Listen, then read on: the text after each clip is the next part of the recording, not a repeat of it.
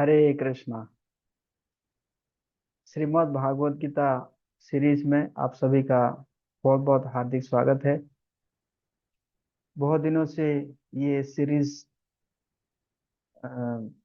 Break में था, अर्थात बहुत दिनों से मैं इसके ऊपर वीडियो नहीं बना पा रहा था।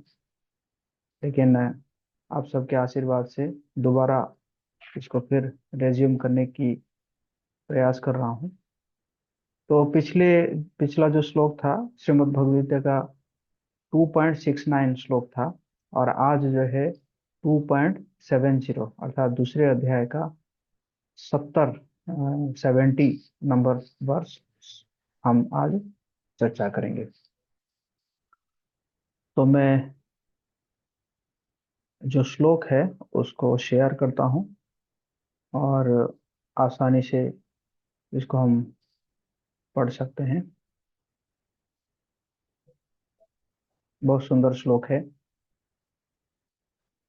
आपूर्यमाणम् अचल प्रतिष्ठम समुद्रमापः प्रविशन्ति यद्वत् तद्वत्कामायं प्रविशन्ति सर्वे स शान्तिमाप्नोति न कामकामी। इसका अनुवाद इस प्रकार है। अनुवाद और तात्पर्य जगत गुरु श्रील प्रभुपाद जी के द्वारा श्रील प्रभुपाद की जाए। जो पुरुष समुद्र में निरंतर प्रवेश करती रहने वाली नदियों के समान इच्छाओं के निरंतर प्रवाह से विचलित नहीं होता, और जो सदैव स्थिर रहता है, वही शांति प्राप्त कर सकता है। वो नहीं जो ऐसी इच्छाओं को तुष्ट करने की चेष्टा करता हो।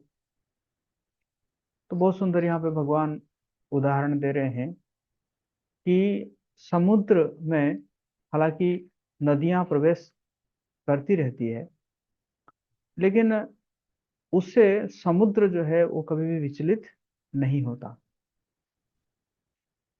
उसी प्रकार जो पुरुष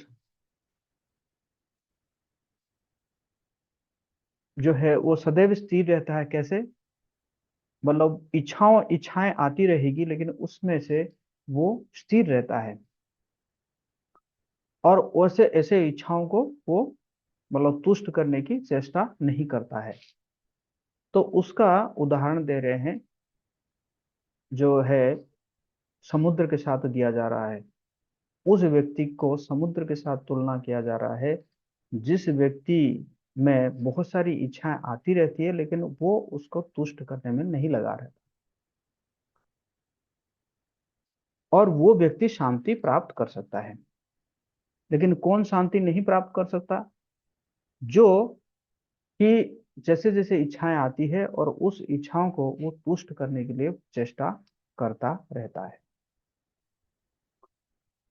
तो बहुत सुंदर यहाँ पे श्रील प्रभुपाद जी कह रहे हैं। तो यहाँ पे जो है बेसिकली जो स्थित प्रज्ञा के कई जो लक्षण है, जो उन्होंने अर्जुन ने पूछा था कि स्थित प्रज्ञा का क्या क्या लक्षण है, कैसे वो आचरण करता है, कैसे वो चलता है, कैसे वो बोलता है।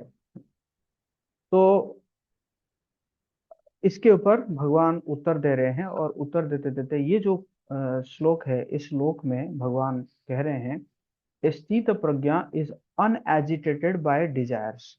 स्थित प्रज्ञा जो है वो इच्छाओं के द्वारा प्रभावित नहीं होता या विचलित नहीं होता।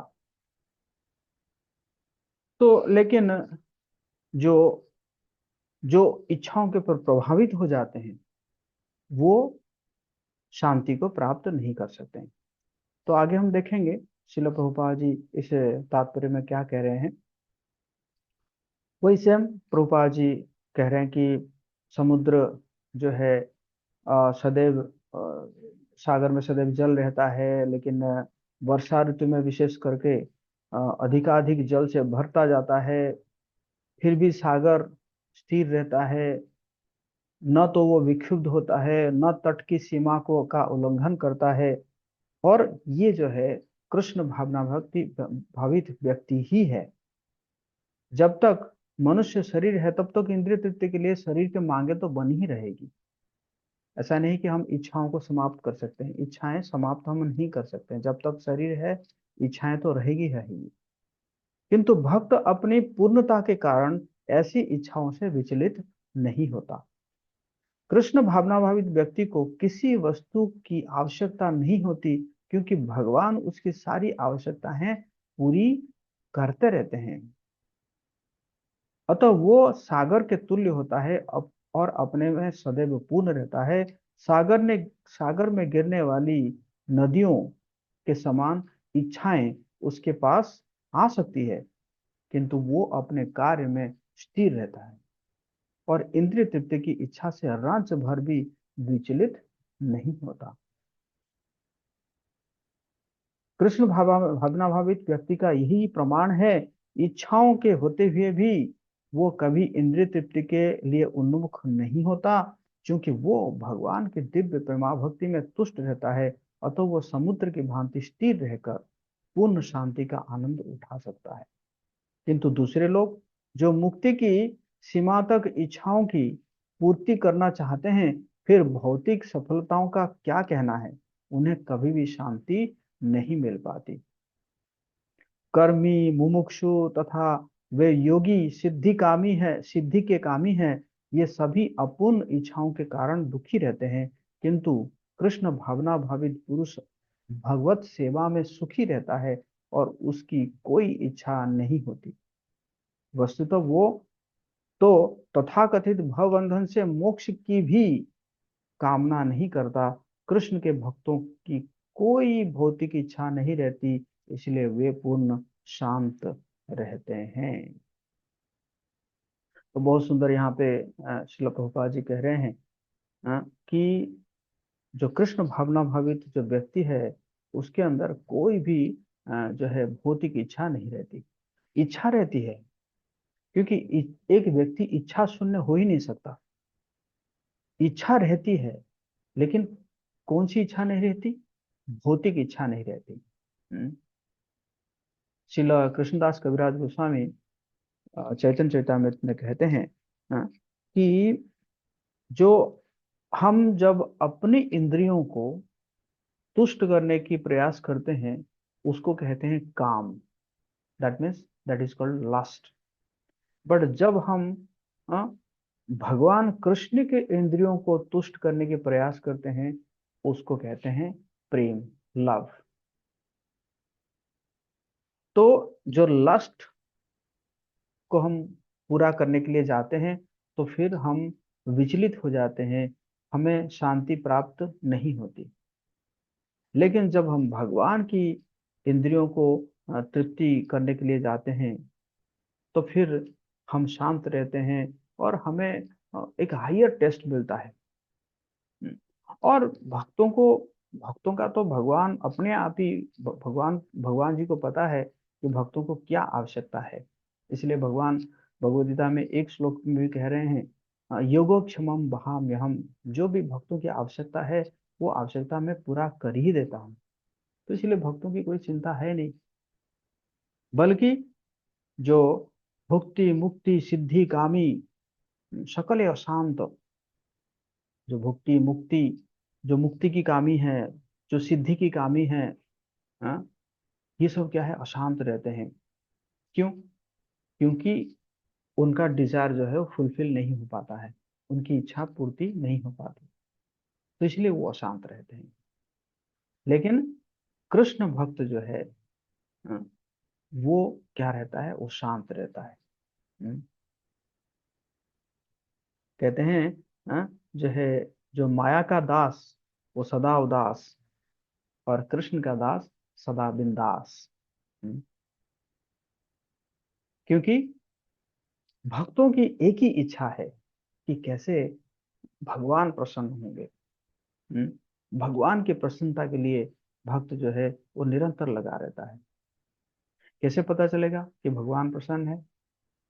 तो भगवान प्रसन्न होंगे जब गुरु प्रसन्न होते हैं या भक्त प्रसन्न होते हैं।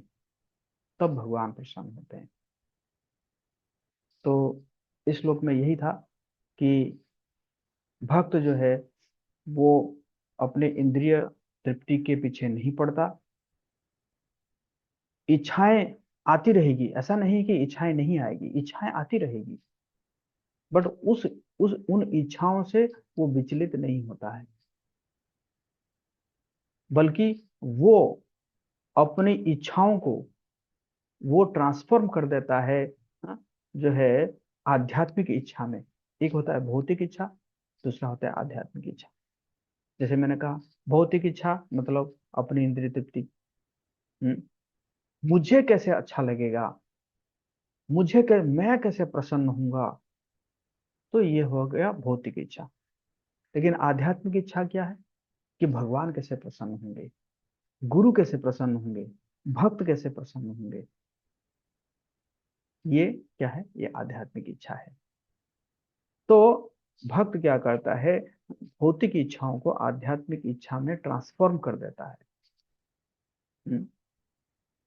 फॉर एग्जाम्पल, हम कोई भोजन करना चाहते हैं अपने लिए, हाँ, भोजन करना चाहते हैं, तो उसको हम बनाते हैं और खाते हैं, तो वो हो गया भौतिक इच्छा। लेकिन उसी चीज को जब हम भगवान की प्रसन्नता के लिए बनाते हैं, भगवान जी को भोग लगाते हैं, और उसके बाद फिर प्रसाद के रूप में खाते हैं, तो ये हो गया आध्यात्मिक इच्छा। मैं कैसे भगवान जी को बढ़िया बढ़िया जो है पकवान बना के खिलाऊंगा, तो ये हो गया आध्यात्मिक इच्छा। तो कुल मिला के इस श्लोक में यही था कि भक्त जो है वो इच्छाओं के द्वारा विचलित नहीं होता। और एग्जाम्पल क्या दिया गया है, समुद्र, ओशन है। समुद्र में जो है नदियां, हाँ, मतलब मिलती रहती है, नदियों का पानी जो है वहां पे समुद्र में मिलता रहता है। लेकिन समुद्र जो है वो हमेशा स्थिर रहता है, और वो ये कई सारे नदियों के पानी आकर भी उसको विचलित नहीं कर पाता। हरे कृष्णा कृष्णा कृष्णा हरे हरे, हरे राम राम राम हरे हरे। इस वीडियो को देखने के बाद आप अपना कमेंट बॉक्स में भी लिख सकते हैं। कोई अगर प्रश्न है तो आप प्रश्न पूछ सकते हैं, और इस वीडियो को ज़्यादा से ज़्यादा लोगों के साथ शेयर कर सकते हैं। और अभी तक अगर आप इस चैनल को सब्सक्राइब नहीं किए हैं तो जल्दी से सब्सक्राइब कर लीजिए। मिलते हैं फिर अगला श्लोक में। हरि बोल, जगत गुरु शिल प्रभुपाद की जय।